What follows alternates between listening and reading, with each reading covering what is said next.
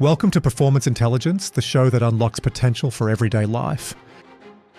He said, Aussie rugby's on their knees at the moment, and we've got the British and Irish Lions tour coming up. They have to be competitive by then. Can you just give me a hand between now and the British and Irish Lions? That voice belongs to Mike Cron, or as he is affectionately known, Crono, one of the most respected rugby union coaches on the planet. 3 World Cup titles, 40 plus years of coaching experience. And you'd think by now, he'd be easing into retirement. But not Crono. And not when the call comes from Joe Schmidt, the Wallabies head coach. For Crono, rugby isn't just a job, it's an addiction. And the harder the challenge, the more it pulls him in. And then the news came out, of course, and you go to the golf course, you get some comments, friendly, but you get the ones, what the hell are you doing coaching against the All Blacks and all that. But, a mate's asked for a hand. I understand the reasoning. Let's get in there and let's do the best we can and let's try and turn the ship around and leave it in a good place. That story tells you a lot about who Mike Cron really is. And I've had the opportunity to work alongside him in the Wallabies camp. Here's what surprised me. Crono could have walked in with his frameworks, his decades of experience, his rules carved in stone. Instead, he came in with a relentless curiosity. He's not just coaching scrums and set pieces. He's studying people, adapting, evolving, always asking, what can I do better? And what can we do better? And to show you exactly what I mean, I want to begin with a moment inside the Wallabies camp in the lead up to the British and Irish Lions tour.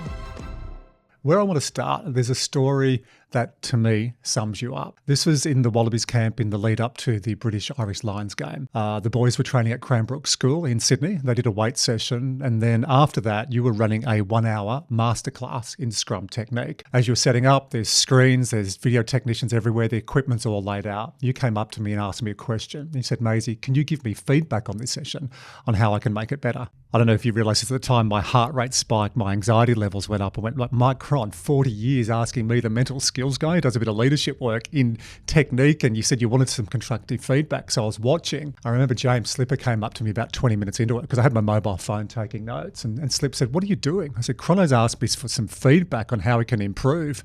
And he just walked away and he laughed. He said, good luck. So I'm there 30 minutes, hadn't found anything. Bang, 35-minute mark. You were saying to the boys, right, I want to make this next part really simple. It's not war and peace. We're just going to focus on one area. I went, got it. Got one thing I can give Crono. The young boys don't know who Tolstoy is. That's in a right. coffee shop the following day, I told you that. And I said, geez, mate, you stretched me. But one thing, use Harry Potter instead of Tolstoy. J.K. That's Rowling. right. Yeah, no, good learning for me. Good learning that I had to be dragged into the modern era. But again, though, it shows anyone can watch and observe and hopefully see something, whether it be good, bad, or indifferent, and give you some form of feedback. But I think just being open to it is the key to it. If you close yourself off and think you're bloody good, well, you won't last long, I wouldn't have thought, So, I was lucky enough to have Gilbert Anoka for many years in the All Blacks, who'd do a lot of my filming, and he would give some information back to me too over a cup of coffee, about maybe some good questioning or something I could have done a wee bit better. So I think it's great that you're still open to it, I didn't realise it was Gilbert that started that. I'm actually interviewing Gilbert at a conference in a month. So off air, I want to get a couple of little stories and a few things to surprise Gilbert. Where does that come from for you? Because you're in your 50s, right? We can disclose your age. You're mid-50s now? 70. I'm 70, yeah. 71 in December. December the 14th, nothing too big. It'll get through the mail if you want. Hey, well, when I joined the Wallabies about 10 or 11 months ago, you had a birthday that seemed to go for 4 months. Every time I came into camp, there was a new cake, new present, singing songs, out at dinners. It was the never-ending gift. Yeah, well, how that happened was the assistant manager sent a text to me wishing me a happy birthday, and it was about 5 months before my real birthday, but he'd got it wrong. So next thing, I get all these well wishes coming through from the Wallaby camp, and then I get to a camp and they'd already ordered a big birthday cake, and the staff loved that. So whenever they feel like cupcakes or birthday cake, it's my birthday again. And I just tell them I'm in the early stages of dementia. I've forgotten when the last one was. So that's fine. So when they feel like a cake, it's my birthday again. So I think I've had 4 or 5 this year so far. There's only one thing that's totally incorrect about that story. You're nowhere near in early stages of dementia. So for in your early 70s, to ask me in that session, that epitomizes who you are. Just asking different people, a range of people, to give you feedback. And in researching you, and when we have coffees, I always make little notes, Crono, but you look outside the box. You've been to sumo wrestling in Japan. You've watched the ballet in New Zealand, cage fighting on the Gold Coast. You've worked with the New Zealand netball team. You've spent time with the Yankees, the Knicks, the Giants, and the Penguins in the US. What drives that? What is going on in your brain at your youthful age? Because, we're going to get you to 100, so you're not even 2/3 there. Knowing that you don't know enough, that's your first thing. So when I finished playing and went into coaching, which was immediate, it wasn't meant to be. I just got rung up and I'd broken down in the legs, couldn't carry on, and I got rung up to see if I'd be a forward coach for the St Andrews First 15, which is a private school in Christchurch here. And I knew straight away I didn't have enough knowledge, even though I'd played since I was 4, different to coach. So I've always had a thirst for knowledge. One is identifying that you don't know enough. That's your first port of call. And the second port of call is, how do you get that knowledge? I actually found rugby coaching seminars quite bland and pretty boring, to be fair. And I'd walk away and I wouldn't have a hell of a lot apart from a new drill. So that's when I started looking outside the square and venturing into other sports. And every sport I've gone into, I've picked up something. Like, say, for instance, a top cricket team arrives in town and they're doing a nets practice or a fielding practice. If you go along, if you're allowed to, and observe, you will pick up something. I guarantee it, that you can convert into your sport. So I think just having an open mind, don't go in there and say, I want to learn about this or that. Just go in with an open mind. Know it's a top level sport that you're going to see. And I'm sure I'll pick up something if your eyes are open, Yeah, on that thread, in an interview with the Rugby Journal, you talked about working with biomechanics experts, and that proved to be a eureka moment. It sounds bloody stupid, you said, but you're coaching scrummaging and you don't know the strongest pushing position biomechanically. So the eureka moment for me, when I found out the strongest position the human body can be in a horizontal position, that's like winning a lotto for a coach. Yeah. Doug McClymont, his name was, he was a teacher at the Christchurch College of Education, passed away last year, unfortunately. But he was gold, and between the two of us, we worked together doing all sorts of stuff. And he was the biggest influence for me as far as understanding mechanics are concerned. And then one day I was at his house and behind him, he had all his books. And all of a sudden there was a book there with a Noka on it. And I said, is that Gilbert? He said, no, that's his brother, Roger. He's famous. I said, what for? He said, biomechanics, and he's in Colorado in America. He's a professor or something over there. So I go back and see Gilbert, and I said, why the hell haven't you told me your brother's a biomechanist? Oh, yeah, he's famous. I said, well, link me in. So I'd come up with these ideas, and I'd send him 12 questions like, what's the fastest way for a human being to jump off the ground? If I'm going to run the line out in the All Blacks, which I did, it'd be handy to know that. He didn't understand rugby, which is great. I was only after biomechanics. And then he'd run different ideas for his students, and then we'd do a Zoom, or I went and met him in person when I was in Chicago. I said to him one day, one of my questions was, I find like when you bind, if you rotate your arm one way like that, it seems to give you more strength through the elbow joint, you seem to be stronger. And he said, of course it does. Like I was a dummy. If you rotate your arm one way or the other, you get double the power through your elbow joint because you ignite these. So I go, so for line out lifting, you rotate. For binding in a scrum, you rotate. So all of a sudden, that's a eureka moment. For a biomechanist, it's simplicity. Any dummy would know that. But for me, that's gold that I can then take back to my athletes. So, yeah, so I found them great. You get one that you can understand, like any bright person. Sometimes they're so bright you don't understand them. But I found a couple that I could really understand, and they've been outstanding for me.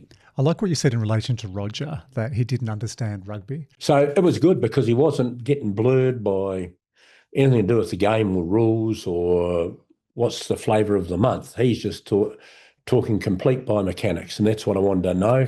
Then I can adjust or adapt to what I need for my guys or ladies. So I found them really fascinating, and they also gave me science to support my gut feeling or stuff I was doing, where you think it's right, but now you've got a wee bit of science behind it to go, oh, so it probably is right, because there's a bit of science to support what I was doing or what my gut feeling was. So it was tremendous for me. You went through the police force. You didn't train in biomechanics. No. You learned the University of Life. You've designed Scrum machines, and my understanding is you've had biomechanics go, how the F do you know that? I went to the Christchurch Polytechnic. I met some people through a contact there, and they've got students that need to do projects. So I said, I wouldn't mind, now I'm talking a long time ago here, I wouldn't mind knowing that when boys hit or ladies hit Scrum machine pads, that it can give me all these different readouts. And there was nothing really on the market. So these little boffins beavered away there at the Christchurch Polytechnic, and they ended up by putting in these things inside my pads. And I could carry these pads all around New Zealand because they fitted onto the same Scrum machine model everywhere. I could get a maximum readout immediately, like from a wee screen on the machine. And then after training, I can download it all and see everything that's happening. Now, that was just through contacts and through him, teaming me up with these lecturers who looking for little projects, bingo. And all of a sudden, I've got these little things, these pads that can go around. And again, I think, shit, that's a good hit, or that's really generating power. Sure, that's from my gut feeling and my visual, but now I can go, look at that. There's a readout, and it's correct. You've doubled your power, or whatever it may be. So science to support what you're doing, what your gut feeling is, what you're seeing. Where does that curiosity or that itch come from to keep learning, growing, improving, adapting? Well, I think it's to give your athlete the best information. That's all it is. Give them information that makes them use their body to the best possible performance they can do, and certainly make it better than the person down the road that they're going against. So it's just a really thirst for knowledge to pass on to my athlete. I got this idea and I give it to them, and as per normal, I go, now you can either delete it or use it. It's your choice. I've only found this information. This is what I learned from sumo wrestling. Now they do it in their sport, and I think we can convert it to our sport. I'll show you, we'll take you through it, and then it's up to you. Keep or delete. One of the learnings you mentioned, like you've got American sports, you've got baseball, NFL, you've looked at martial arts, you've looked at sumo wrestling, but netball, you learned a fair bit about vision from netball. Marianne Delaney was the tactics head coach here, and her brother I've known, and her father was in the police with me. She's an excellent coach, and I asked if I could go out and watch her coach the tactics and netball, and I went out for the day, and at the end of it, she said, I observed, and I'd actually coached a couple of years netball in the lower grades, so I understand the game a wee bit. And then I said, look, I'm really interested in peripheral vision, particularly an opposition ball. You've got an opponent that you're looking at, but you've also got to see the hooker throwing the ball and so you get your timing right to jump, because you know how to jump before the ball leaves the hooker's hand. She said, well, it's simple. You got two dots. The person you're observing and the ball, there's two dots. You look in the middle of the two dots. And then you get peripheral vision. You can see both at the same time. I went straight back to the All Blacks and said, hey, I've got this idea that I got from Marianne about netball. And then from that, Sam Whitelock came up with a drill. Now, that all came about by just going to watch a top coach with a top team, be observant and ask, I think, a pretty relevant question. Open-minded, curious to learn. Have you ever had a player, because you've worked with New Zealand Rugby for years, you're now working with Wallabies, you've worked in Japan, you've consulted all around the world, players come to you. I hear you in the corridor, and I've heard people room next to you, they'll hear at 3 a.m, Crono's on a call to someone in Romania or some young kid in Japan. Have you ever had anyone go, Crono, like, mate, what are you doing? Like, you mad professor. Do the players ever look at you and sometimes just go, mate, where are you? What planet are you on? Way back in the early 2000s, someone interviewed a top overseas coach and asked about me and about my methods, because it was not the norm. And he said, I think he's just all bells and whistles. So I go, oh, okay, well, I could be. Who knows? I just looked differently to what other people did. I remember my very first session with the All Blacks when I was full-time in 2004.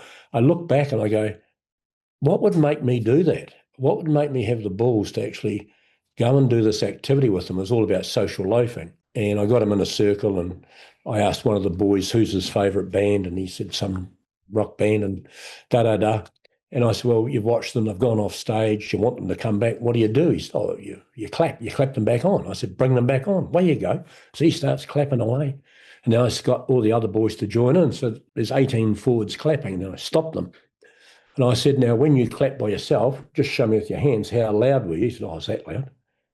When I stopped everyone, how loud were you there? He goes, oh, all it means, fellas, is that the more people you put in the pot, the more chance you got. At this level, it's subconscious social loafing, having a wee cup of tea. It was a great starting point about, in a team environment particularly, social loafing will occur.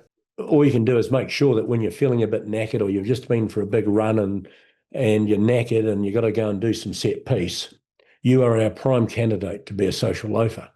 So all you can do is say to yourself, it won't be me. So once you give them the science that human beings act that way, it's not right or wrong, it's just that's human nature, then put a roadblock in it and say, well, no, you're not coming in here. Those sort of things. But when I look back, that was the very first thing I did in 2004, the very first camp. And I go, what would make you? I look back now and go, what the hell was I doing? Probably being brave or stupid, one of the two or both. Fine line between the two, Crono. Fine line, yeah. And gee whiz, that's putting it out there, and, I look back and I go, that's brave. That was pretty brave. I can imagine coming from the police force as a detective, some of what you saw, the mental models you would have had to work out to deal with grief and challenge, and also a detective, you're looking at clues. So there's two things there, right? It's that balancing on emotions and understanding human behaviour, and it's looking for clues. So if you pull on that thread, there's a lot of what you did as a detective that you dragged into coaching, and you came in there with an open mind and not going, oh, what does Wayne Smith or the coaches at the time, what do they do? What do I do? So it would have been risky, would have been easier to go and follow what others did, but thank goodness you didn't. When I mentor young coaches, I say, look, whatever you do, don't go in the gutter. And they say, what do you mean by that? And I go, don't sell your soul to keep your job, because in our job, you're going to be sacked at some stage. Just accept that. But sometimes it's not your fault. Don't lower your standards. Don't go in the gutter. Don't do something that you think's not right, but you're doing it to save your job. Because I said that's a short-term sort of thing. You live and stand by your integrity as a coach, and if you get sacked, you get sacked.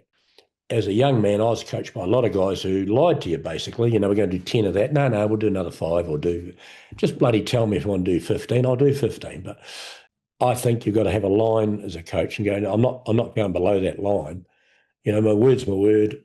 I'm there for my player, my athlete. If I get fired, I get fired. And I think you coach a wee bit better and a wee bit different when you're a bit free like that. If we shift that language from as a coach in footy to a coach or someone in a team in our audience, corporate world, entrepreneurs, defence, range of people that listen to this podcast, what are the biggest crossovers? Because you've done some work in the non-sport world. So the lessons that you've learnt in high performance, what are a couple of the biggest crossovers? I've spoken to a lot of corporates in New Zealand, and the thing that comes out of it, they want to know about culture. How do you develop a culture? So the other thing that the modern corporates want to know is, how do you give feedback to the modern person?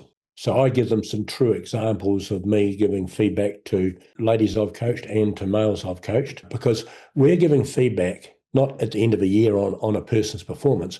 We're giving feedback weekly, if not daily.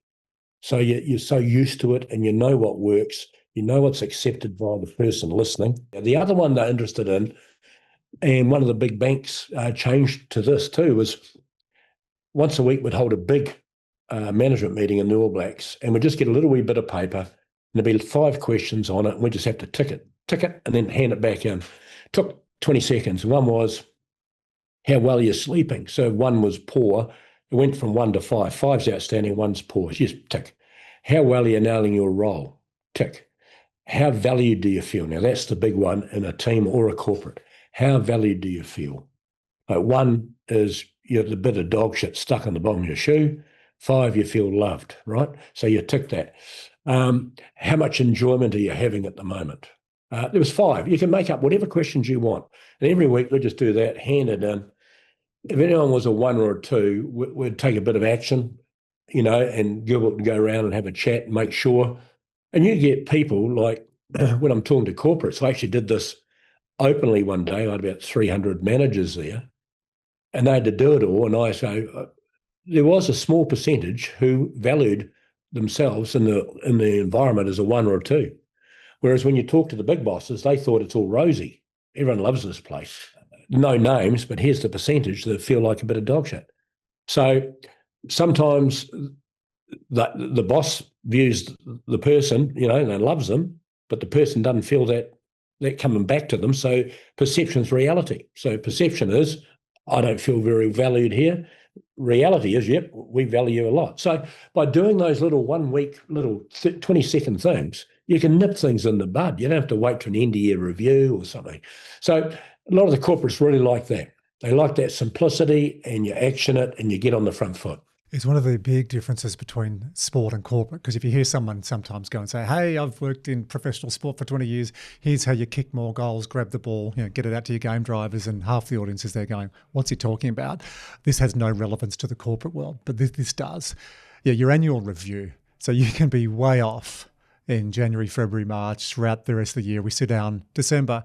Hey, young fella, Mike, mate, here's a few things you need to improve. And why didn't you tell me this back in January or February? That is a huge message that I give to corporates. The annual review, it's often bullshit because we code it with the feedback. Hey, Crono, how you going, mate? What a lovely day. They call it the feedback sandwich. Then we give you the feedback and, hey, mate, nice shoes, good shirt, have a good Christmas. It's horrible. In the professional sports world, we got 5 coaches. So each one of them might have one little thing to talk to you about. So you're getting 5 little bits coming at you, and when you coach the ladies, I had to learn when I coached the Black Ferns. I remember one day I said to one of them, a better player, she came to me and says, can I do a review with you? Oh, yeah, if you'd like to, sure. About my performance in the weekend, sure. I said, if you want to bring 1 or 2 clips, little bits of footage of you to discuss, by all means, and it's a good starting point. Sure. She brought 27 clips that she thought she did wrong. And I said, I'm not going to even open that. I said, you must think you are a bloody awful player. I said, you're one of our best players. Why would you beat yourself up like that? Oh, no, that's how I look at things. So, and most of the ladies did. They looked through this glass that they had to find the faults. And I go, well, okay, let's start. I'm not going to look at any of that. Tell me tell me about the good things you did in the weekend. And she really battled to start with. And I said, well, I've got some here. And I went through some footage. I've got it all clipped for you. They're all your good things. Now, if you've got one thing to work on next week at training that you would like to get a wee bit better at, what would it be? Let's have a discussion on that. So we identified one thing that her and I agreed with, how we're going to do it, when we're going to do it, how I can help her do it, etc. Now, and she walks away happy and off she goes. So I found a big difference between coaching men and ladies, because the ladies, they really beat themselves up. And some guys go the other way, they do nothing wrong. There's some interesting corporate research on that. They did, must be 7 or 8 years ago. They look at men and women in a corporate setting. And we're not saying every male and female, but when you look at a population base, that women go for a job interview and they come out, how'd you go? Oh, I think I got this question wrong. I didn't do that. I could have presented better on the future opportunities for the business. Guy comes out, how'd you go? Yeah, frickin' nailed it. Yeah. And when they look at the analysis, no different between the way they present it. But the women were looking at more magnifying what was wrong, and the guys were high-fiving, and they were floating in that river in Egypt called denial. I said I was going to give you a book plug in this podcast, and you're the anti-book salesperson, mate. Like, I know other people that write books and they leave it up the front of the audience and what's this doing here? Oh, coach by Mike Cron. So I'm dragging it out of you, big fella. I have loved reading it. I'm loving the content. You talk about your coaching principles, your philosophies, your rules and your mantras. I get to see these in real practice every day. But for our audience, I really think the summary for you, I reckon your old school grit and modern insights. I think I was very fortunate to have done probably 20 years in the amateur coaching. And I was very lucky to have dabbled in different sports. I think a coach can coach any sport to a certain level, but there's just different rules. But how you coach and how you converse and how you give feedback and how you set up a training session, I don't see any difference. Like I just think you can go to a certain level. Sure, you're not going to go to the top. I totally agree. I think the principles across, and even if we get out of sport, running a team, running a business, running a unit in a defence operation, it's the principles of communication and listening and engaging and evolving.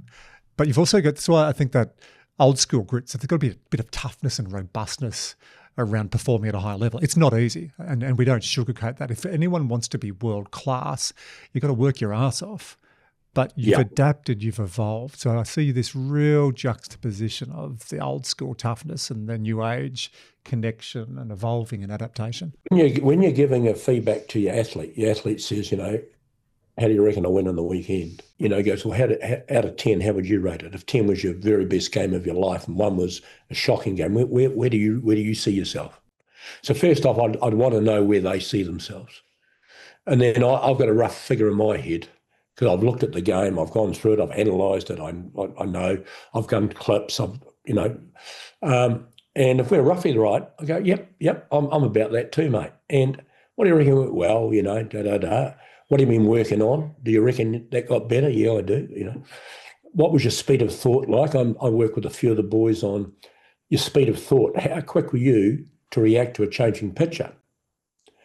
Give me a rating out of 10. It's something we've been working on for you because you've been a bit slow to react. And the higher up you go in sport, the quicker you got to read changing pictures and react.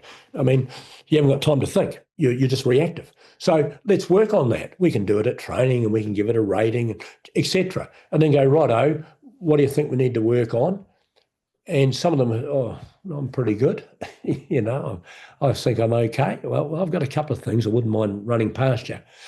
And then when you got to hit them between the eyes, which doesn't happen that often, generally they're pretty honest. But I say, look, if I didn't care about you, I wouldn't have this conversation I'm about to have with you. Because I care about you, I'm going to be brutally honest. Is that fair? Yes, it is fair. Now, how honest do you want me to be? It's your choice. 1, I can sugarcoat it. 10, this is it. And then no, they all say the same thing. No, I want 10. Everyone says 10 and then you give them 10 and then... And I go, righto. And again, this is one. Now, I always go back though and I say, look, I may be wrong. Who the hell says I'm always right? Have that open mind about it. So I go through it with them. I said, this is what I'm seeing. Now, is that a fair assumption? Is that fair what I'm saying? And every time they go, yep, that's fair, Crono. Did right. I go, okay, not a problem. There's always things to work on. I said, if I asked you to do 3 things in a game, surely the Christ you can get 2 of them right. But I'm asking you to do hundreds of things in a game. So when I'm asking you hundreds of things that you have to do in a game, there is going to be errors. There has to be. Because if it's not, you're not stressing and stretching your skill ability far enough. You're being too safe. So it's not a problem. The problem is not identifying it and then helping that problem to get better. So these are the little issues. Yes, right. What are we going to do about it? How are we going to do it? Da-da-da. So then we form a relationship, joined at the hip, and we just quietly work away. But I think the important thing is that some beat themselves up and some don't see reality. So your job is that middle ground to just make it nice and calm, be very matter of fact in a polite manner. And again, you're only doing it because you care for your athlete. I think that's the big thing. If you didn't care, you'd say you're a corporate boss, you've got someone to do a review and think, Christ, I've had a guts full of this guy all year. You do a quick review and put him out the door because that's a hell of a lot easier than having an honest conversation. So they deserve, at that level, the top level of athletes, they deserve your honesty. Friendly, honest, fair. They're words that sort of jump when you talk to people. I'd add another one for you, which is safe. You do a lot of coaching on the team bus, in the canteen or where we eat, in the small moments between the meetings. You know what I'm talking about? Where you go up and you put your big mitts on a player's shoulder and say, hey, have you got a couple of minutes and we'll have a look at a bit of footage, or let's get a cup of tea. I see you do that really well. It's authentic, it's real. And I think when players are obviously making a meeting, or in the corporate world they're making a meeting, sometimes there's this, I'm meeting with Crono, he's going to give me feedback, I'm a bit stressed before I go into it, I can overbake it. Yeah, bad far outweighs good. We know default the brain, what's he going to tell me that's wrong? Magnify that, especially if you've got that default around fitting in, fear of other people's opinion. But you just go up in those corridor conversations. Talk to me about that. Talk to me the benefits of doing that. And I think there's a real learning for our audience to start doing those little micro coaching conversations rather than the big meetings. I've gone away from booking people in every, half hour, come and see me in my room and da-da-da. I've got a couple that just do it as of right because they think they have to. I find you can have feedback in an elevator, in a hallway, in a team room, and quite often it might just be 1-2 words. An example, when Sam Cane ended up All Black captain in his young day, he'd always want to do a one-on-one sit-down review on a Monday night. And then one day I'm in an elevator and he goes, oh, Crono, can I catch up with you tonight to do that one-on-one review? I go, what do we work? What was the one thing we identified last week? He said, when I got to sprint back and then get to a breakdown and quickly turn, the speed that I can do that and get into that strong position. I said, okay. How did that go on the weekend? I thought it went a hell of a lot better. I said, so did I. Here endeth the meeting. And it was only then he said, what do you mean? I said, you're right. Let's get on with it. He goes, I thought I had to. I thought I had to have a meeting. And I said, like hell you do. I said, you're going great. Where you go? You don't have to have long conversations. I see a lot of people sitting around computers and I worry about, are they doing it to be seen, sitting around a computer, that they're doing extra work, or are they actually learning? And if you're going to be intentional, be intentional. If you're going to do it. I always say to the boys, if you're going to put your boots on and walk across the white line at training, then there's no place in mediocrity. Otherwise, I'd rather you not come. Do it quickly, be intentional, learn from it, go and put your feet up, read a book, do what you want, so your battery is recharging again.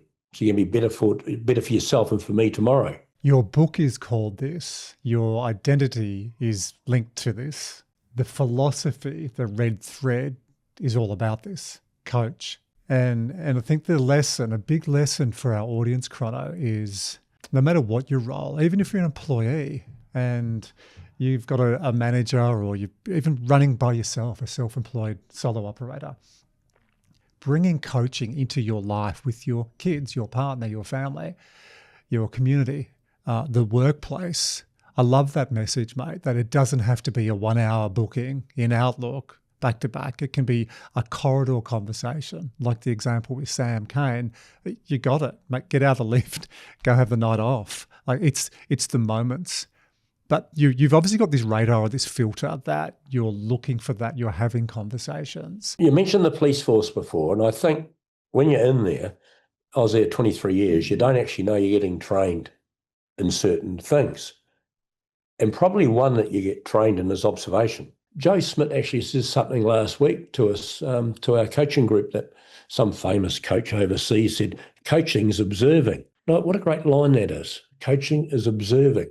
Like, it made me think a bit more, like when the boys come out, or the ladies, when I was coaching them, and they go their warm up and they're just individually running up and down the paddock, you're actually observing their gait, their demeanour, their body language. You're observing everything about that player. And I know in the All Blacks, I'd say to our physio, Pete Gallagher, hey, there's something wrong with him. He's a good man, Pete. We'll give a shout out to Pete. Yeah. Grab him. I think don't underestimate the power of observation with your player, particularly we're together a long time in professional sport. We're living out of each other's bloody suitcase, you know. So I think observation, there's something not quite right there. Now, again, when I'm dealing with a player, is it physical? Is it technical? You know, is it mental? You know, I sit there and go, okay, he's making the same error. Is it technical, or is it he just can't do it because he's got a physical disability, as I call it, which means the physio and the trainer can work together and help that player get more flexibility in that area, whatever it may be, or he's got a lot of issues happening off field. And that needs to be addressed and helped. We may have to just let him go home for a while to sort that out. So you got all those things, but I think you won't see it unless you're being observant. And I also have been watching before a coaching session, you'll have it mapped out. So you've got writing, you're constantly writing in your notebook and you've got notes to draw on or in your iPad. Yeah. And I'm going to play a song for you and you can fill in the story behind this song. Okay. Yeah, gotcha. Yeah. How does Deep Purple help a coach, Crono? I've got a good friend of mine, lives at the moment in Pittsburgh, Mike Lane, and he'd ring every week and would communicate every day. He gets access to he's always watching different things on YouTube or whatever about coaching or athletes, and if he sees something interesting, he sends it to me. He sent me one many years ago about an old basketball coach in Germany. He's a German, and he had helped develop Dirk Nowitzki, who later became a famous NBA basketball player, banging the basketball to a beat. It was da, da, da, da, da, da. And they had a guy playing the guitar to those three beats.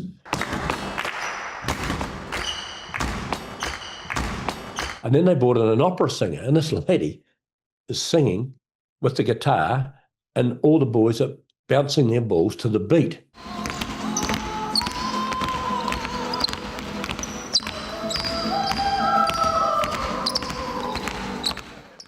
And then this famous old coach said, us humans all have a beat in ourselves, whether we like it or not.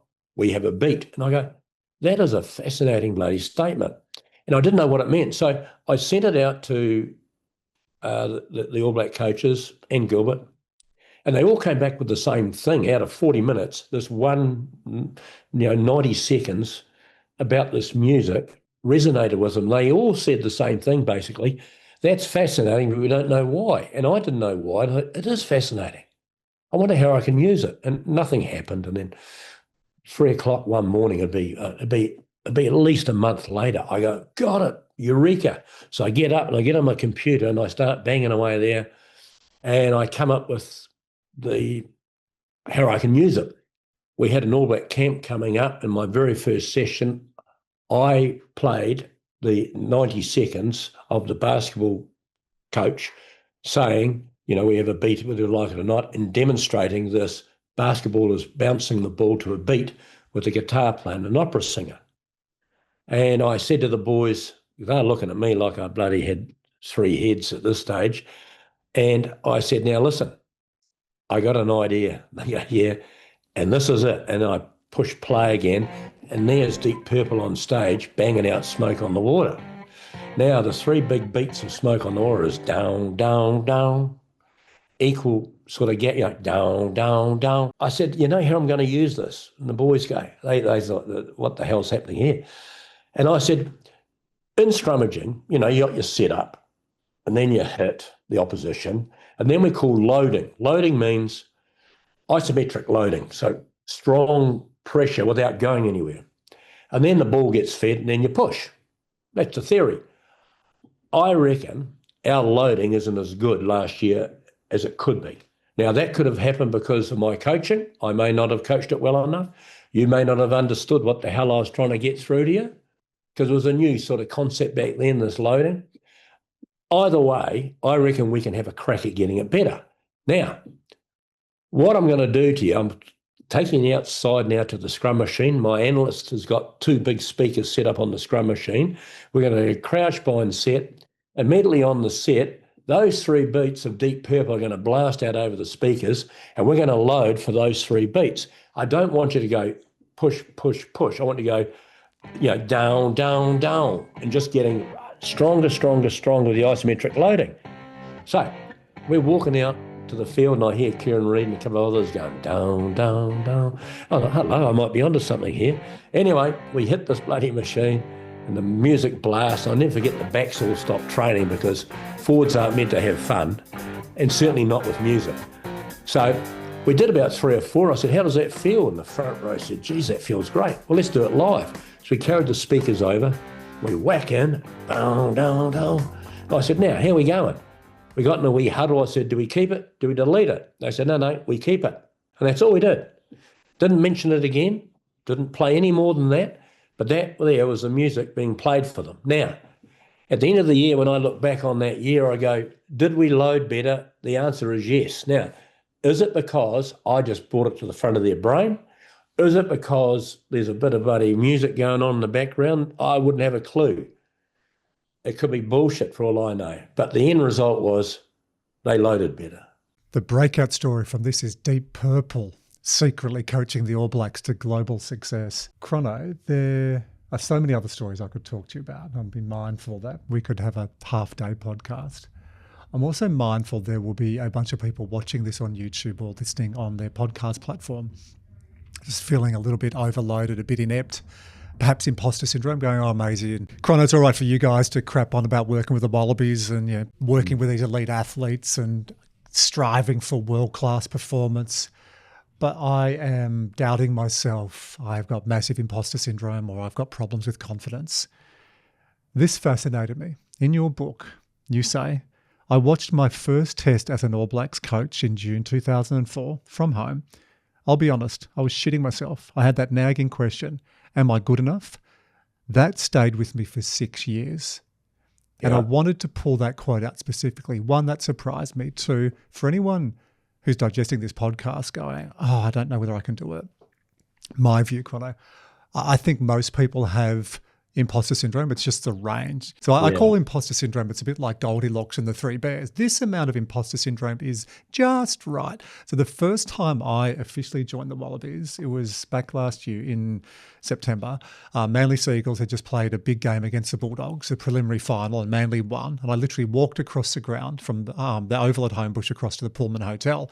And I was meeting with Slips, Alan Alatoa, Harry Wilson and Nick White. I was so nervous thinking, what do I know about rugby union? So I built up this story on the way across, and I sat down, literally took off my Manly shirt, changed gear, and then thought, I'm not meant to be a rugby expert. Hey, nerves is great. The fact that I'm doubting myself. So I've got an arsenal now of self-talk, because I know every time I start with a new sporting team or a new corporate team or a new team in defence, I will doubt myself. So I've actually built that narrative in. It's my radar saying, hey, I care, I give a shit. I've got to now meet the audience and try and find the right aperture or the right dial. People listening to this with your expertise, I think will be a little bit surprised that for 6 years, you had imposter syndrome running through your veins. Probably when I look back, it probably drove you to go to all those other sports. You know what I mean? At top level, you have to be better this year than last year. Now, people say that every year. My question is, what does that look like? What are you going to do? And when I talk to corporates about this, if you want to be better next year than what you are this year, what are you going to do? And they all say the same thing. I do my planning. It's all about preparation and planning. How you can upskill yourself? Like I remember I did a Zoom with a company and they were dealing with running rental properties and going around and checking on it for, and I asked them this question and they said, I would plan and prepare. And I go, but your issues are you have a landlord who is over here, and then you have your tenants over here, and you got to be the piggy in the middle. And quite often when you go and see the tenant and they haven't done their lawns or they haven't done this or they bloody put a hole in the wall, there's confrontation, there's all sorts. I said, surely if you want to be better than what you were last year, you would do something like do a little debating course, or I suggested, go and talk to a golfer and his caddy. How do they communicate? How do you get communication? How do you listen? how do you then react? So they thought I had, buddy, again, I'd come from outer space. But I said, by planning and preparation, that's got nothing to do for me of being better. So I think by having imposter syndrome, I'd never walk across the white line after a test match onto the field. That was the player's territory. I didn't have the right to go on there. My job is this side of the white line. So I never walked onto that field for ages. Accidentally, I'd found out about, we do have an end-of-year rating review, generally 17 players, 17 management by an independent company, anonymously, and you get a rating out of 10. You get a bad rating, well, you're gone. It doesn't matter what your contract says, you're gone. And it was only then I found out or stumbled upon the fact that I'd, done very, very well. And it surprised me. So I thought, maybe I am good enough. But there's still that little bit, I'm not locking in. It's not like a full dividend reinvestment program where I just lock my shares in and every year I get a nice return if I pick the right shares. Maybe I'm good enough, but I'm going to keep evolving and I'm going to keep learning and growing. I now have the issue of coming back out of retirement of doing a full-time team last year to help Joe Smith with the Wallabies. So obviously the question is, are you too old to do the job? That's your obvious question. I was 69 last year. So what the hell are you doing coming out? Are you still good enough? Are you still relevant? Can you still communicate with the young athletes you're dealing with? Are you still up with the play? You got all these doubts. Now, if you don't, if I didn't have those sort of things to address, you're coming in with bloody full of, balloons blowing and bloody bells ringing. Here I am, look out, listen to me. Well, no, I certainly did not do that. And each week you sit there and you go, I've got to be better. I flipped Joe a text the other day, after I was coming home from Sydney, and I go, we got 2 Bledisloes coming up. We're gonna coach the best we've ever coached, mate. That I've only got 2 tests left anyway with the Wallabies. I will make sure I'll do everything I can to be the best I can possibly be for my athletes. Then we're going to come back to that. A player's got a question for you in a moment. I'm going to play about only 2 tests left. But can I go to when Joe Schmidt, who also worked with you at the All Blacks, and then Joe also worked at Leinster and turned around the Ireland national team. So Joe's been coaching on a global stage for decades. But when Joe positioned you about joining him at the Wallabies, what was your immediate thought? And then what did your family and friends say, especially those staunch All Black supporters? Well, how it happened was my nephew's the head coach of the Western Force in Perth. Simon. He got hold of me to see if I'd come over and do a week pre-season with them and help the young coaches and do a bit of coaching. Yeah, sure. So I went over there and I'm in a taxi going back to the airport to fly back to New Zealand. I wasn't employed at all by Australian Rugby at all. I'm just helping out my nephew. And I flipped Joe a text and I said, listen, I haven't seen these boys play, but there's 2 forwards that I coached this week. They jump out at me, and these are their names. They weren't Wallabies or anything. They're just 2 young men I like the look of. So the following day, Joe rings. Hi, Crono, chat. I'm interested in the 2 guys that you mentioned. Yeah, what'd you see? So I tell him what I saw and why I saw what I texted him. And he goes, well, seeing you're that interested in them, why don't you come give me a hand? And I go, what? He said, Aussie rugby's on their knees at the moment. And we've got the British and Irish Lions tour coming up. They have to be competitive by then. I need an experienced coach. I need someone who can just come in and just grab the ball and run with it.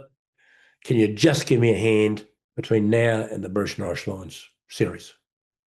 I go, yeah, okay. Yeah, that's fine. We'll do that. So I remember getting off the phone and my wife said, who was that? I said, oh, Joe Smith. Oh, yeah, she met Joe a few times. And what do you want? I said, oh, well, I'm going to be going away a bit.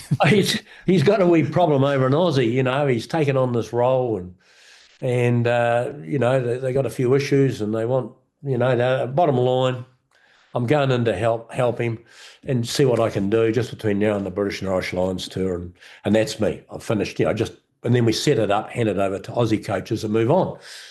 Oh, she's very supportive. And that's great. So, and then the news came out, of course, and you go to the golf course, and you get some comments, friendly, but and then you get the ones, what the hell are you doing coaching against the All Blacks and all that?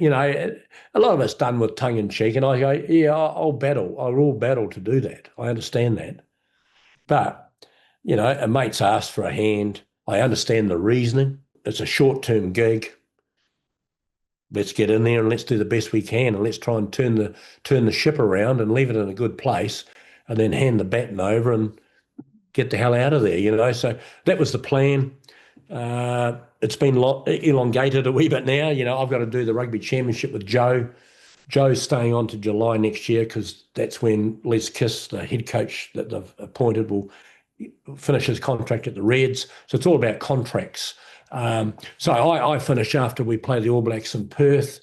I'll still be involved in the background to help young coaches taking my place, and I'll still have a really keen interest with them. And I personally think if they do it right, they're going to be a real shot by the World Cup in 2027. They'll be a really competitive side by then. It's like you're reading my running order, Crono. We're just in this dance. I'm not even asking you questions. You're just jumping to the next one. You talk about social contagion theory. The mirror neurons in the front part of our cerebral cortex must be dancing. We're on the same page. There's been a big shift. And if you use World Rugby rankings, when you guys started, we were 10 in the world. We're 6, hovering at 6, pretty close to 5, depending on what happens in the end of this rugby championship. Where do you see rugby going in the next 12 months, 2 years in that lead up to the 2027 home World Cup? Oh, I can only see it, a really good conveyor belt going one way, really. So long as I said, so long as the hierarchy don't do anything, outlandishly stupid, and they've set things up pretty good now. Like we got good relationships with all the franchises now. I'm going to be involved in the background helping develop younger type 5 players to fill the conveyor belt for the future. We went to Nudgee College, Joe and I, and we were guest speakers there, but I went a day early to coach some of their players.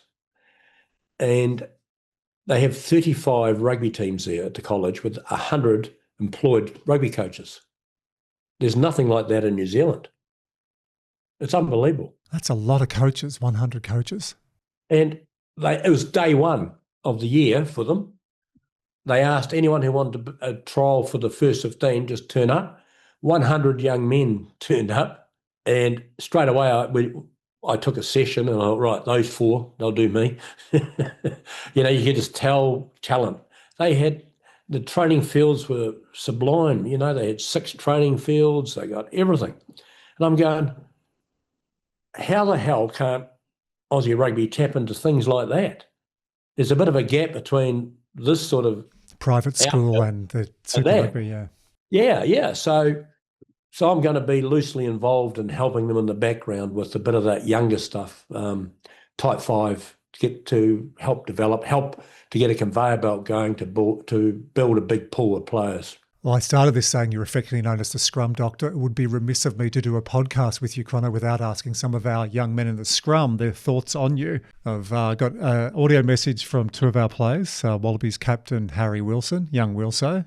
Let's have a listen what he had to say. Crono has so much knowledge, and any conversation you have with Crono, you're always learning something. I think in my last year, captaining the Wallabies, obviously came in with not too much knowledge about it, and Crono's been so helpful to me, just coming up to me, we'll go have a little tea, or just even when we're just reviewing a match, he'll just give me little bits of knowledge about how to speak to the team, or little things, areas where he reckon I should improve. And it's something I always appreciate, because from Crono, it always comes from the right way. And even on the field, a lot of the times when you review a game with him, Crono won't tell you got 3, 4 different things to work on. He'll always come with one key theme, something which you can work on, and then that next training week you implement it in, and then you always improve on it. And the amount of times in your rugby career you get told you got to fix up so many things, but Crono's always just so simple, and it's something you always really appreciate. And anytime you have a chat with Crono, you always come out of it feeling a lot more positive about yourself and about your game in the rugby circle. Something I admire about Crono is in a training week, going into a test match, he always just understands where we are as a forward pack physically or mentally. Some weeks we're feeling fresh, we're ripping at training, ripping the scrums, the mauls, which is great. But then some weeks we're mentally not there, or we're physically sore, and he knows how to put training back, or for getting us fresh on the weekend, and which is all what it's about, is making us go out there and perform on the weekend. And I swear to God, every single week he nails it before the session, knowing exactly where we are, which has always benefits us for the weekend. How do you feel listening to that, Crono?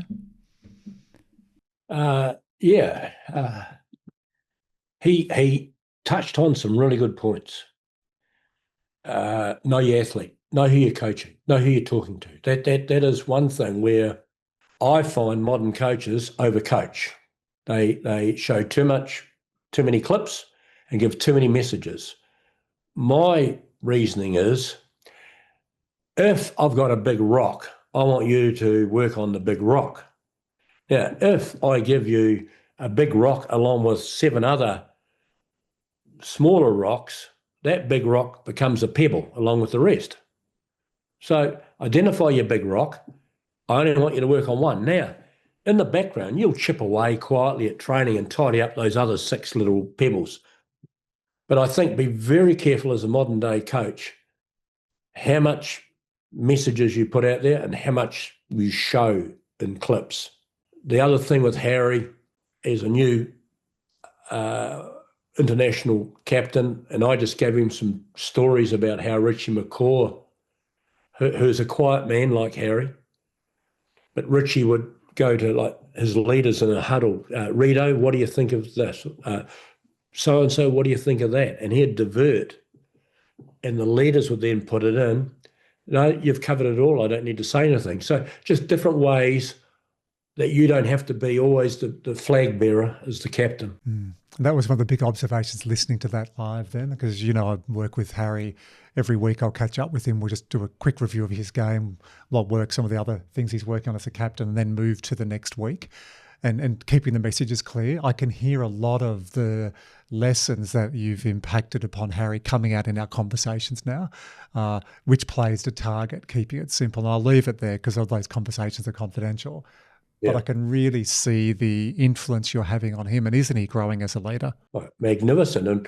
And Harry performed in that first Argentinian test, like when he had all these chances to kick for a goal to get a draw, refused to do it, and just his body language and the way his demeanour with the boys. Now, it wouldn't have worried me in the slightest if we'd failed to win that game.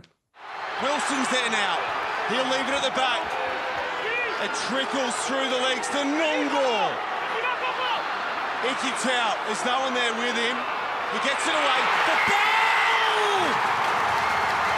They go all in and they hit the jackpots! I'd back him 1,000%, because he went in there, we're doing this. Now, that's what you want from a leader, and they all hopped in behind him. Players are loving it. Yeah, and sometimes it will work and sometimes it won't. The big thing is, as a coach, you can't be a fair-winded sailor. You can't only pat them on the back when things work out really, really good, and then criticise them when things don't go well, or don't talk to them, or your body language changes, or you react differently. As I said in the book, you love them at 7:30 when they go out at night, and you love them at 9 o'clock when they walk back through the door. But you still have the utmost respect for their effort. And the ones that didn't play, I always make sure I go around every player that didn't get on the field to thank them for their week that they've done, because it is a hard week for them. They're not getting a game, but they do a hell of a lot to get the team ready to play. Well, don't they deserve a pat on the back? Don't they deserve a thank you? And, I think those little things players pick up on, that you do treat them with the utmost respect. You do appreciate their effort. We're all in this together. Sometimes it works out well, the scoreboard. Sometimes it doesn't. Let's just go and have a dinner together and relax and enjoy each other's company. Tomorrow the sun comes up and we get on again. The word effort is a great word for the setup for our next audio. I had to get one of your props and the most capped Wallaby player ever. Slips. Here's what he had to say. Morning, guys. James Slipper here with a few Mike Cron questions. My good old mate Crono. G'day, Maisie, as well. What I admire about him the most, I reckon, just the longevity of him. He's coached for over 40 years. I don't want to sound like he's too old, but he's been around a long time, Crono, and his ability to stay with the times, and he's always seeking advice on how he can get better as a coach. And I've noticed that as a player, he doesn't seem like he thinks he's the finished product. He's always striving to be better, and that's something I admire from him for sure. The biggest thing I've learned is knowledge is key.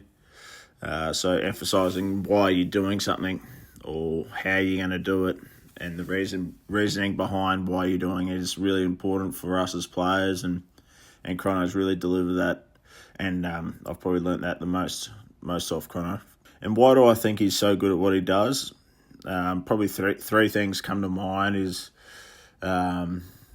he emphasises the knowledge, so he always pushes through his coaching. Players need to understand why they're doing something and how they're doing it. Plenty of times we see players just get told what to do, and then 9 times out of 10 they end up doing the wrong thing repeatedly. So understanding why you're doing something and the correct way to do it. The second one would be his longevity. Like he's just seen everything in the game from a long time ago. He's seen a lot of transition through rugby and through coaching itself, and I think he's an untapped book. So I think that's why he's pretty handy. And the third thing would be, he's always seeking to better himself. So he's always looking to be the best coach he can possibly be, and that's pretty incredible at his age and his experience. My only question would be, can you make it to the 2027 World Cup? That would be great for Australia. So I'm going to ask you a different question. We can pick up on what Slip said, but how does that make you feel as a person, hearing that from our most capped Wallaby ever at time of recording, 149 test matches? Very humble, really. Christ, it's... The big thing out of all that, I think he again stumbled on a couple of really key learnings for people, for coaches. You have to develop a safe learning environment. And I always tell them I'll never get them to do anything I wouldn't get my son to do. So I think when you get a safe learning environment where you treat the new boy on the block basically the same as the older guy on the block, we're all equal. I'll help all of you and I'll try and make you the best you can possibly be. That's a really good environment. What makes your battery really, really full to try and nail that today? And that is a strive for excellence, a strive to be better, a strive. Learning is motivation. Motivation is enjoyment. If you're not learning, you won't be motivated. If you're not motivated, you won't enjoy what you're doing. It is now a job. I'm now getting paid to lace my boots up, or I'm getting paid and I'm also learning and I'm enjoying and I'm striving and I'm bloody better this week than I was last week. How good's that for the mental state? And occasionally when they are a bit down, I'll give them little activities and drills, which you still get learning from, but they do spark them. They're a good competitional sort of drill and spark them up because they need something. They need a kickstart today because they're pretty flat. So you get them going, now we're into it. Something I learned probably 15 years ago, I wish I'd learned it as a young coach, is you need to get feedback about how much they've learned. So how do you do that quickly? So it takes about 30 seconds. I just get them in a circle. We do bind up, and I like being connected because you get visual connection and you get physical connection by being in a huddle, which I like. And I say, in the middle, there's an imaginary pot. I've lifted the pot. Let's fill the pot up with anything we've learned today or any drill we've done, any key word you've picked up. Let's go. And they start filling the pot. And if they've missed something, I don't fill the pot for them. I'll go, oh, we did another activity that had coloured cones. Oh, correct. It's in the pot. Now, in the end, I can assess roughly how well they have learnt that session, how well they've got retention. As they go off to get their new boots on, I immediately rate myself out of 10. How well I coached that little session. It might only be a 20-minute session. And then I rate how much learning they got out of 10. And then I'll walk off to go and coach them in another activity. And I'll do the same at the end of that. Now, it's only a 30-second little thing that I do. And then it's a 5-second assessment. It just keeps me, I might rate myself 9 out of 10. Geez, I nailed that session. But they only learnt 2 out of 10. Well, I've got a problem. It's me. How long have you been coaching for? I think 43 years. Okay, that's all I needed to hear. And therein lies the answer. If you're, after every session, giving yourself a rating, here's what I want to do. I've got this idea. I've got a pot. This is called the podcast pot. So I'm going to take the lid off it, Crono. So we're going to fill this pot with feedback. Here's my observation. When I asked for the feedback on wheel cell and slips, and I even said specifically with slips, how did that make you feel? Humble. And you went to the next area. So I'm going to lift the lid on the pot and I'm going to ask you from both of those boys, both at different stages of their career, but both said some wonderful things about you. So Wilso, paraphrase, he's learned more of you than he has of anyone about being a forward and making it simple. And Slips, I reckon Slips going to make a pretty handy coach if you get him in your sort of pack of 5 and mentoring, you're nodding profusely. But he just said you've broken it down and world class. So in the pot, I want you to put in some of those feelings you got outside of the craft and the mechanics and coaching, but as a human. When you have 2 young men who are playing football at their peak and they've said some pretty nice things about you, what do you put in the pot? Well, I'm excited that they are happy to be in the environment. They've been in some not quite so happy environments, some of those boys. And I'm just delighted that they are feeling mentally and physically up, and they're striving and they're loving it.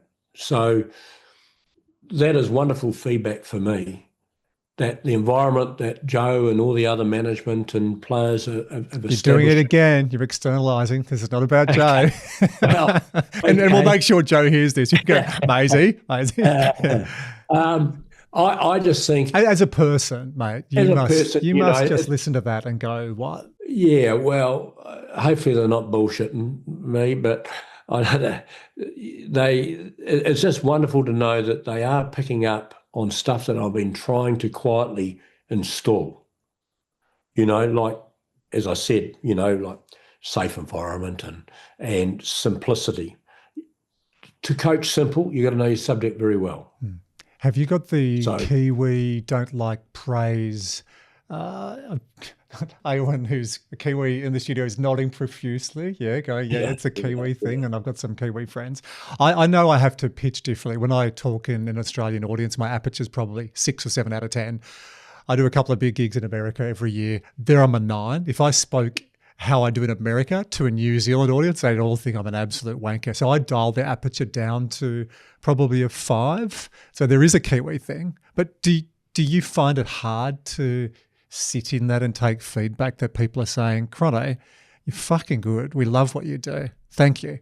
Yeah, you probably do. I probably do, yes, to answer that question. But it is lovely to know that what you're doing is helping them. That's lovely. You feel it, you see it, you think it, but they're now confirming it. And again, like Slips, I've been talking to Slips a lot about coaching, and he's been asking a lot of, which I think he'd be a great coach, and he's been asking a lot of questions about learnings, of coaching and stuff, and I said, I'll tell you 2 things I told my son. When my son rang me and he said, Dad, I'm going to go into coaching. Have you got any advice? I said, you'll find your little pathway and, how to do it. But I said, one thing I would advise is don't try and teach your athlete everything you know on the first training session. A lot of coaches go in and they just overcoach because they're trying to win the athlete over. They're trying to win the player over. Now that could be coming from lack of confidence, or it could be, imposter syndrome. It could be whatever. But I said, we've all done it. I would have done it 100 times when you go and do different teams. Just be wary that we're open to do it. So my suggestion is, son, don't do it. He said, righto. And I said, the other thing I learned off Gilbert Anoka in my early days in the All Blacks, we go back and have a cup of coffee after training, and Gilbert said to me, geez, I really loved the way you asked those questions today of your boys. You're really, really good questions. I said, oh, that's good, Bert. He said, no. I'm telling you, you asked some outstanding questions. Oh, Christ, that's great. He said, do you know who answered most of them? So I started naming a few of the players. No. You did.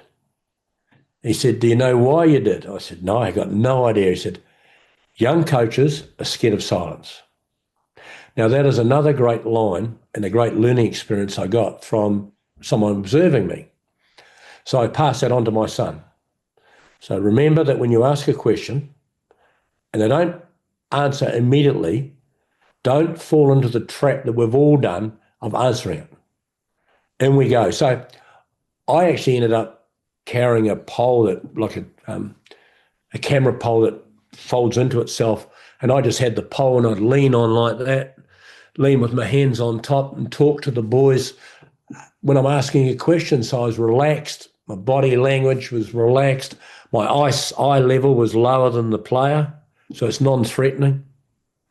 And I'm just quietly, they ask a question and they're just, after 5 seconds, they quietly start feeding in the answer. And in the end, it's just nice and relaxed. Whereas I used to be standing there upright, demanding an answer, basically, didn't give them time to answer it, and then would jump in and give them the answer. So they're the two things I passed on to my son, and I think for young coaches out there, there'll be two relevant questions or answers for them too, I'd say. I hope you felt relaxed in our conversation today. I haven't had a pole to lean on, but I've thoroughly enjoyed pulling the thread on a few things I knew, a bunch of things I didn't know, to find out more about you as a person, your coaching philosophy. So to wrap this podcast up, I'm going to give you the flip. Is there a question in preparation for this discussion that I haven't asked you that you think it would be good to talk about? Or the flip, is there a question you'd like to ask me? I just think about, two things really. One is the value of a mental skills coach. We spend a lot of time and effort on getting our body into a good shape to perform. But to perform to your best ability, you do have to control your mind. And the sport, any top sport that we play, it comes with issues that you got to deal with instantly on the field, after, and sometimes for years afterwards. So I just think the value of a good sports mental skills coach is huge. The other thing I'd say is be very, very careful when you're in an organisation about working in silos. This is my area, this is my door. I'm in through the door. And for me, I always had a really close relationship with the strength and conditioning coach, the physio, me, my attack coach, my defence coach. So we're like a jigsaw. We're interlinked. We're not completely separate identities. If you want an organisation to function, and that's what we are, to function, you need to be interlocked like a jigsaw.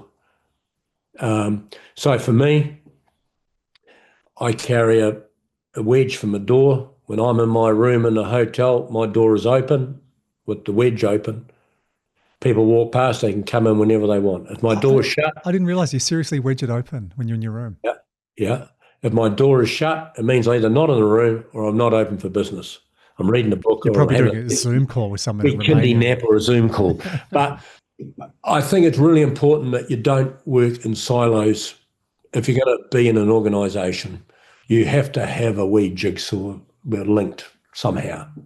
Yeah, totally agree. And on the mental skills coach, I'm going to be fervent on that. I'm really grateful that I have the opportunity working with you and Joe and the Wallabies players. I'm loving seeing the evolution of them. And let's be frank, if you can't play footy, if you're not fit, fast, powerful and strong, so if you don't have the craft and you don't have the physical skills, sitting down talking to me or me doing a mind gym is not going to help. But when you've got all that other and then the mental side of it, absolutely, to get repeatable performance. And one without disclosing, the story though, but with Taniela Tupou, how he's come alive, and after that Sydney game when he came up on the sideline, saw us and gave us a big hug, like that just makes you bubble, doesn't it? When you know it's hard to get up for games for these young men, and it's glorified, it looks sexy, and it is for the 80 minutes for people watching it.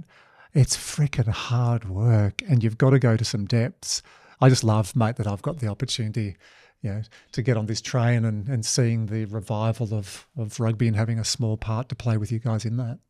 Yeah, and that's where we should all look. Like I'm just doing a little wee part. You know what I mean? That hopefully you pass the baton on, and that person can take the good stuff that you've been doing and evolve that and build on that. And we everything's going forward. We can't afford, you don't go back. Well, according to Slips, you're staying until the 2027 World Cup. Yeah, he mentioned it the other day. He said, at least do the spring tour, and I said, look, mate, I said, I've got other little things to do, which I'll help, I'll keep helping in the background. But I said, it does get bloody hard, the travelling, the time zone changes, the living out of suitcases, and I've been on the merry-go-round, the professional merry-go-round for 25 years, and it's not getting any easier. Yeah, I've been telling you, and you are going to join me one time. We're going to go to Cuba, stem cell therapy. I actually know a few people have done it. We'll give you a couple of new knees, Achilles, mate, locking you in for the next 15, 20 years. Well, just a big stogie would do me, sitting over there, driving around one of those old cars with a stogie. That'd do me. You can have that as a bonus. Hey, and question, feedback. What worked in that? What do you think I did well? What could I improve? No, I thought it was bloody great, because you forget you're actually being videoed or being listened to. You know what I mean?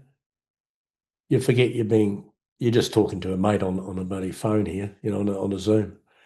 And I think that manner and relaxed manner was tremendous, And you had your questions, and I was probably answering a lot of them as we went, but you had the ability just to delete in your mind, and then move on seamlessly. Multiple times you literally went to the next question. I'm like, how's he doing this? Is the dance? There's a camera just behind you looking down at the desk. Aaron, you didn't tell me this. Yeah. No, I love that, Crono. I've been thinking about doing it for a while, and I'm really glad that we got the opportunity. And this will be a really popular podcast, this discussion, because we market it out, but especially in the coaching, teaching, leading, it's a masterclass. Thanks for your time, Crono, today. My pleasure. I'll see you soon. See you in Perth, mate. Bye-bye. Hey, it's Andrew. I'm back. We're doing a reflection on Mike Cron, and I thought, who can I get that has a bit of time but also understands rugby union? Came to me straight away. Recently retired Nick White. Whitey, welcome. Thank you very much. Yeah, I've got a bit of time on my hands. 77 test matches. We are going to get you and the great man Slips on a separate podcast coming up. So we'll save a lot of the emotion, the adulation, the roller coaster you went on. I think we'll have to talk about the theme song that you had, the theme song I gave you. We're going to keep our audience in suspense. Mate, what a career you've had. And I will ask one quick question. How are you feeling? Yeah, I feel good. Yeah, it's funny. I kind of feel like maybe it was like I've hit the nail on the head, because I feel good about it. I woke up this week. I've had a couple of emotions. I think I sent you a message where I've kind of missed it, just little ins and outs. But for the most part, when I woke up Saturday and the boys were flying to Auckland to play New Zealand, I felt good about being here with the family. I really felt like I've done the right thing. So I feel like, I've maybe for once in my career, I've really nailed it.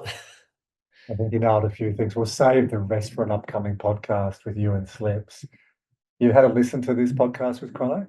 Yeah, I got to sit by the pool and just listen to it, and really kind of, I did find myself kind of rewinding a couple of times just to, because there are some absolute golden nuggets in there from the great man, and I think that's who Crono is. Like, he's someone you just kind of hang off every word, and he's a man of, even though it went for an hour plus, he's a man of fairly few words, which he kind of touches on in there, which I love. He's concise. He spoke about the best, and this is, to me, that is not on the podcast. He's in a separate conversation around the best at what they do are able just to explain it simply, and I feel like Crono does that really, really well. Like, he just kind of comes in, bangs out like one or two sentences, hits it between the eyes. What was the one thing he struggled with? Did you pick that up? I know He- to come back a couple of times. So what?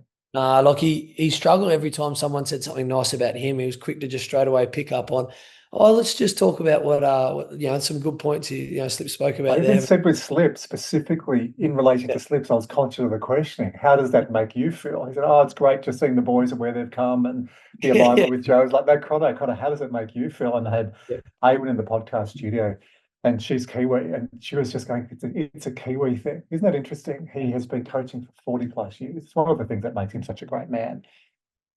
Very rarely does he take the time to sit and reflect and make it about him. It's what's made him so good. We did have a bit of a chat off air, and I said, do you feel uncomfortable doing that? And he said, yeah, I do. That's interesting.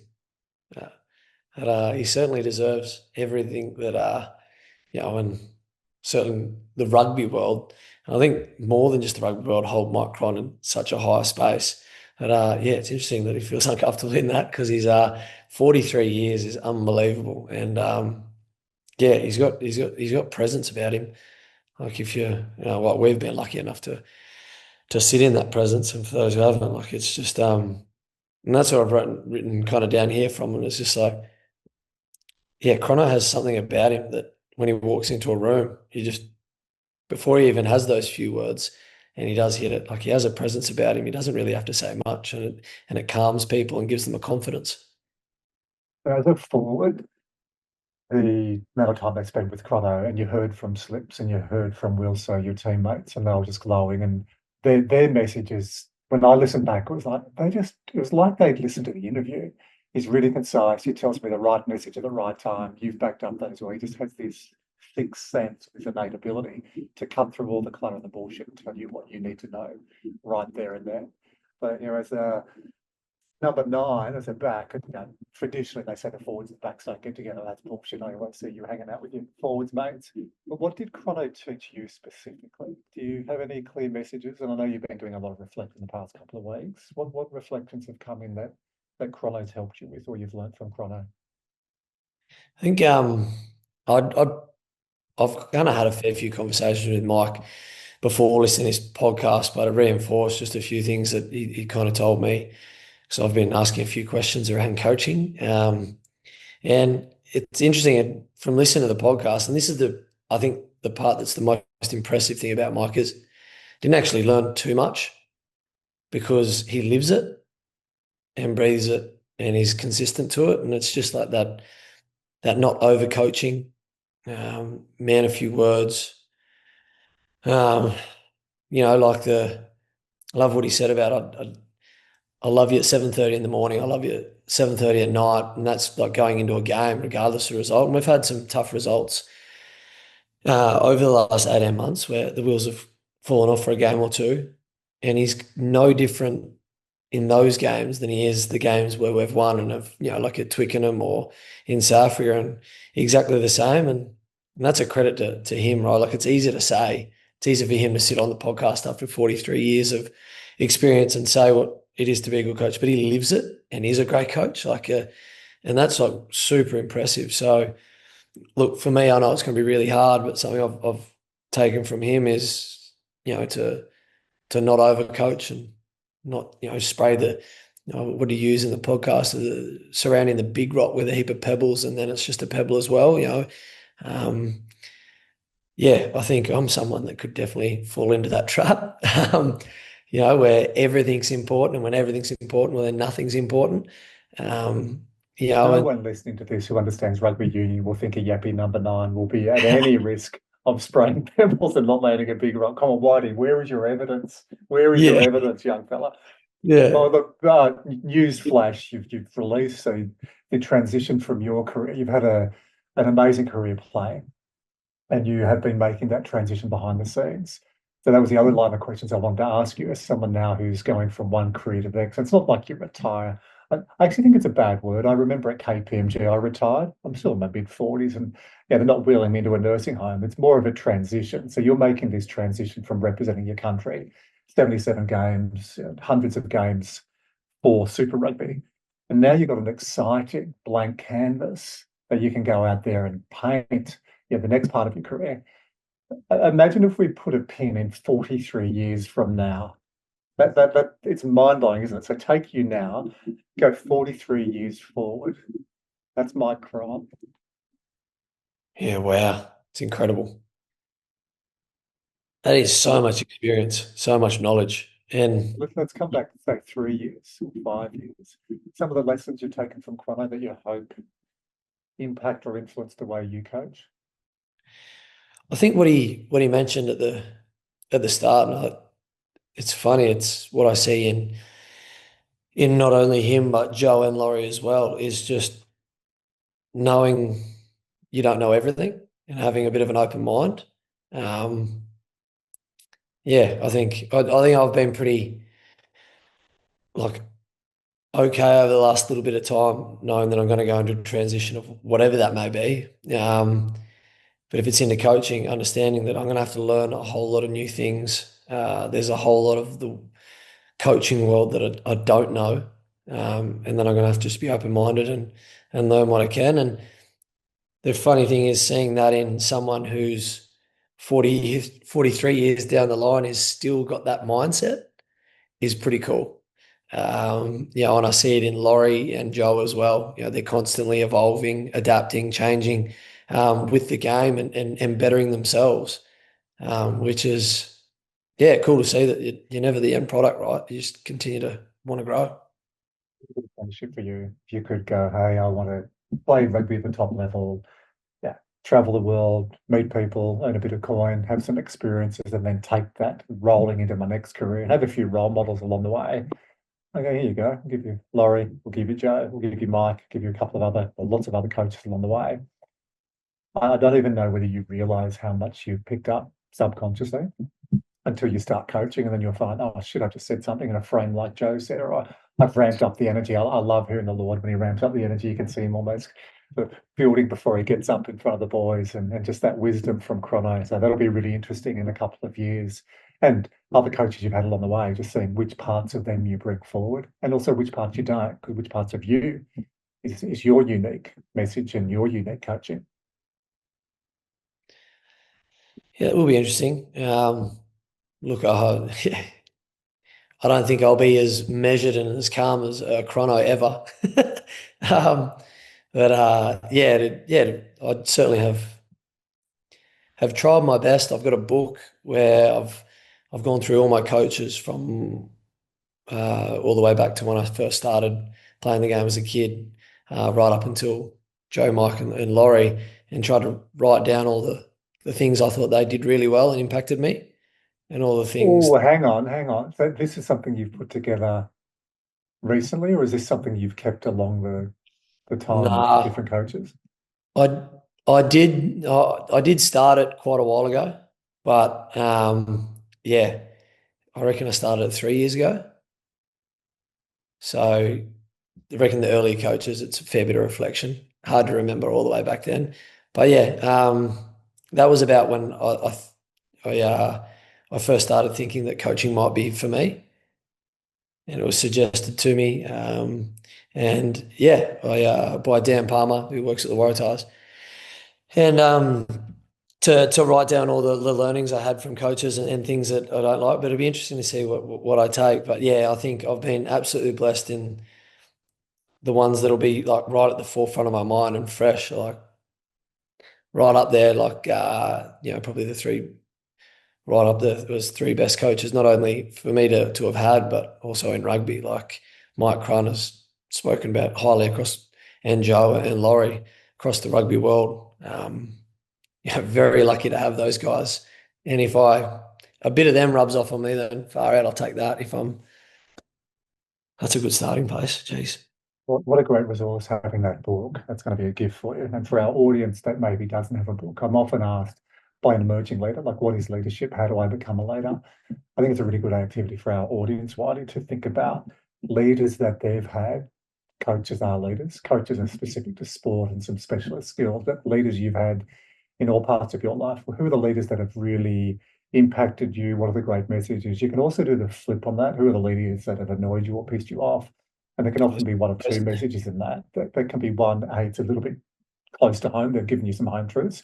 Or maybe they have agitated you a little bit, and that's something you don't want to put in your repertoire. But I think running that parallel, did you do that? Did you put in, what did you learn from those leaders and what annoyed you? You did the parallel. Yeah, I did a bit of blue and red. Blue being like things that I could take from them and I really liked about it, and then red things that I didn't like.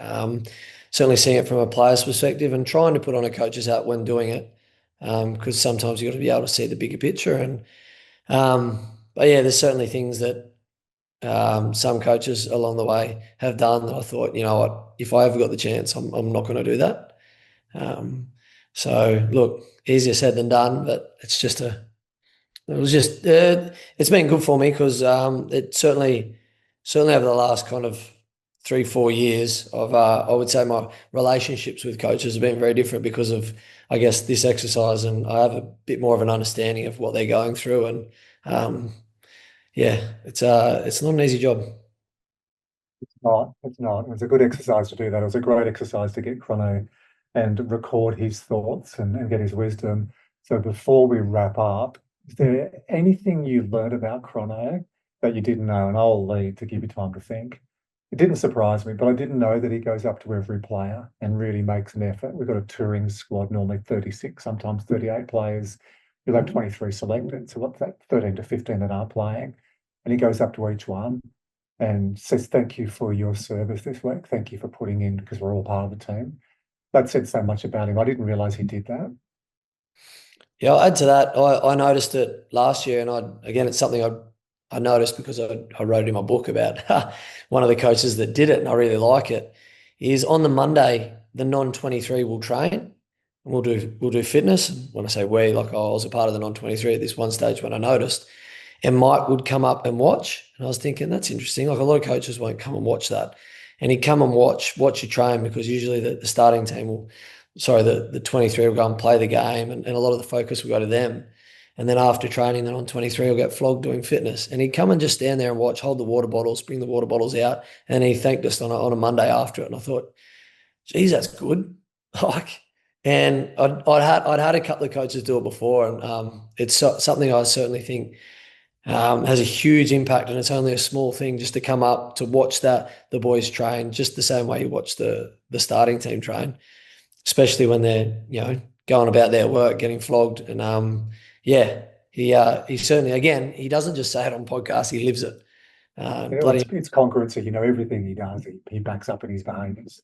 Yeah, but something that I did learn from the podcast that I didn't know is, and I love just his, I did know he's a detective, going up to other sports and how much he does that with an open mind. I thought that was very cool. Something I didn't know, but also the fact that he had I don't know, whatever you call them, the biomechanics. Biomechanist. So he went to sumo wrestling in Japan. Looking at jiu-jitsu, looking at wrestling on the Gold Coast, going to baseball, NFL, looking at netball, the former New Zealand netball coach. And they're the ones we know of. Ballet, to look at, they talk about turf toe, look at that plantar flexion and how you get more strength in the calf and Achilles complex. No stone unturned. No stone unturned. And it doesn't surprise me that he's on a Monday night probably talking to someone in Germany just to find a better scrum position. It's incredible. We'll be in Perth next week, leading into the second game against New Zealand, a sold-out Perth stadium for Bledisloe. So you've got to find a coffee place next week. So I want a good coffee place. And I think Wednesday morning, your shouting slip tonight, it's your shout. Yep, done. I can sort us some good coffee. Don't worry about it.